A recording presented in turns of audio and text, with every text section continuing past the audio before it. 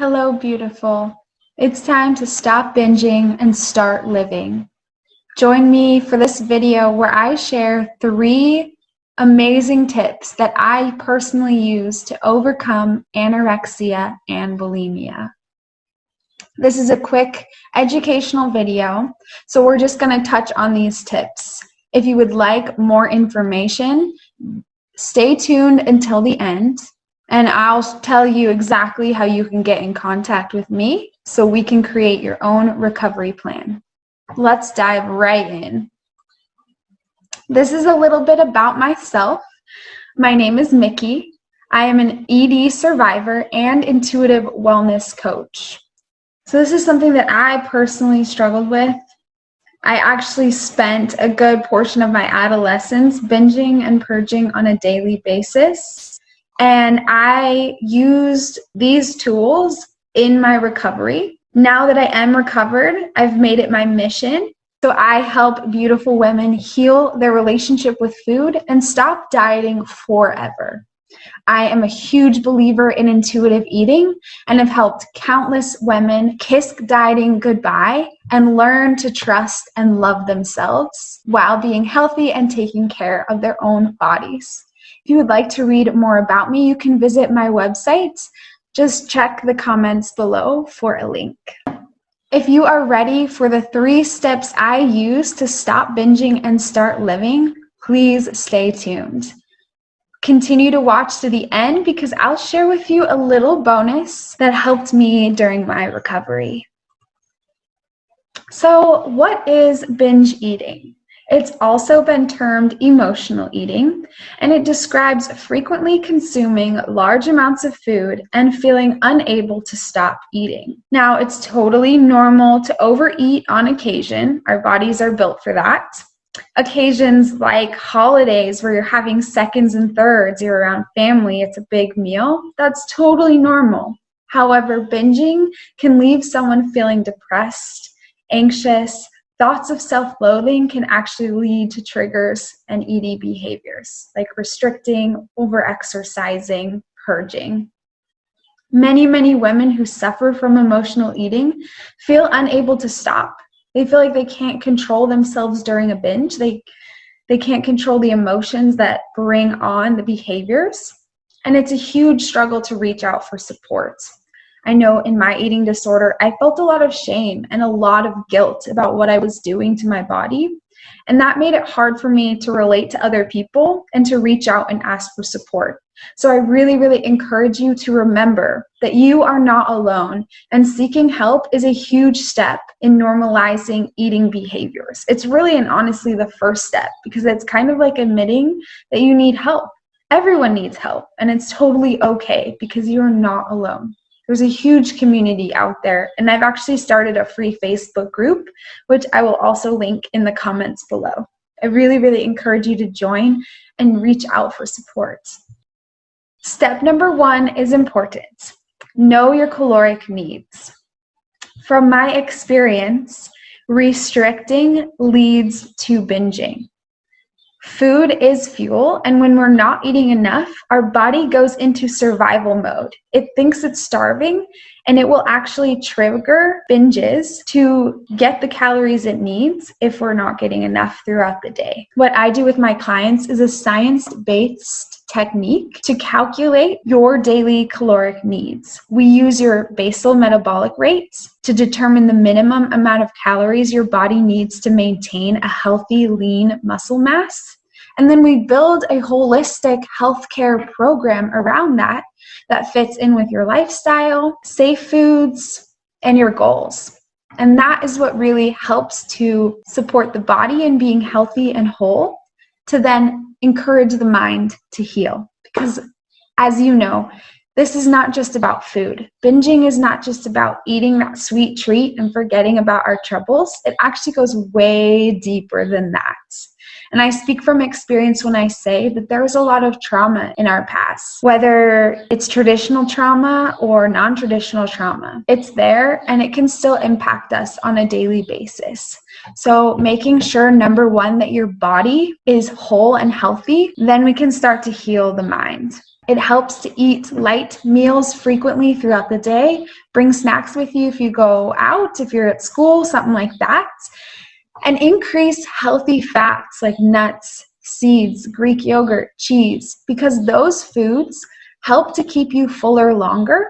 You don't have to eat as much food, but you're feeling satisfied. Tip number 2 is really to tune into your emotional awareness. Now, this is a lot easier said than done, but when our emotions are triggering these binges or triggering these tough feelings, it's so much easier to just tune out than to actually get to the root cause of what's going on. So I really, really encourage you to check in before meals. Every meal, whether it's a good meal or a bad meal. Check in at the beginning, check in at the middle, and check in at the end. It really helped me to start a food journal. So make it a habit to write about each meal. You don't necessarily have to include what you ate, but definitely write down thoughts you were experiencing before, during, and after the meal, emotions that came up for you leading up to eating. If there were any triggers at the meal time, definitely write those down and write down how you're going to cope with them. This is really, really important because after you do this for a few days at a time, over the course of a week or so, you'll be able to look back on what you've written down and start to see some noticeable patterns. Once you have a snapshot into your behaviors and the patterns, then you can start to implement healthy coping skills and new strategies to switch your mindset and to stop the binge even before it starts. Tip number 3. Have a plan, have a support system, and then execute that plan. So bring a friend in on the deal. Make sure it's somebody that you trust who is there to support you. But it's time to prioritize yourself and practice self-love. So let's create a plan together to include not only what causes a binge, what you will do after a binge, but also what you will do to prevent the binge and ways to keep yourself safe, healthy, and distracted so that binging is not an option anymore. Here is the bonus: how to bounce back after a binge. This is so, so, so important because we both know that binges happen. They just do. Sometimes we get ahead of ourselves and before we know it, it's too late. The binge has already happened. But what you do next is so important. It's time to stop the binging in its tracks, cut the cycle, and start fresh. It's okay to accept that you've made a mistake. Just accepting that you made a mistake does not mean that you're a bad person.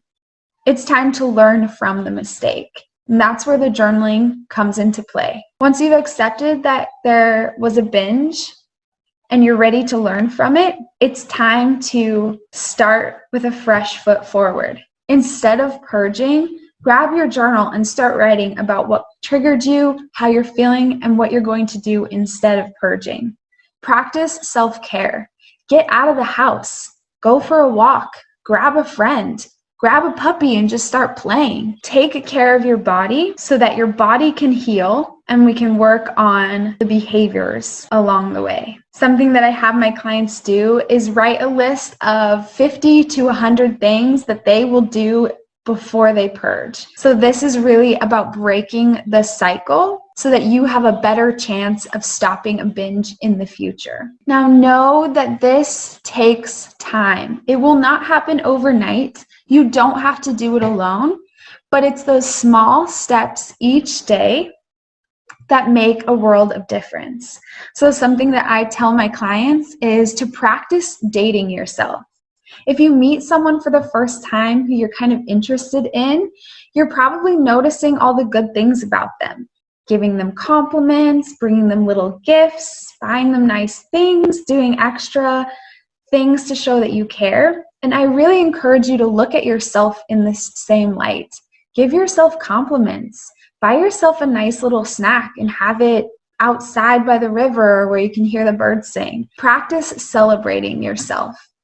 And remember, always reach out for support, whether it's in our Facebook group, calling a friend, or talking to your coach. Reach out for support. We are here to help you. Something else that really was important for me to go through was to get rid of all the binge-worthy foods in my house. For me, it was a huge trigger just having sweet treats there. And I knew that if they were there, I would eventually end up eating them just to get rid of them, just to get them out of the house. Made it easier to say no and to really start that cycle of success before the binge even happens. Binging doesn't have to be inevitable, but when it happens, what we do next is super, super, super important. So what is the next step? Well, it's time for you to schedule your complimentary consultation. This is a free coaching call with me, and we will start to create your personal recovery plan. Make sure to join our free Facebook group for daily support and start a new path of healing and discovery. Congratulations, you made it to the end of our presentation. Now, this is just a quick snapshot into the recovery program, so I encourage you to schedule that consultation where we dive deeper one-on-one and go over your personal plan for success. Check the links in the comments below and make sure that you join our Facebook group so that we can start learning and sharing and growing on this journey of healing together.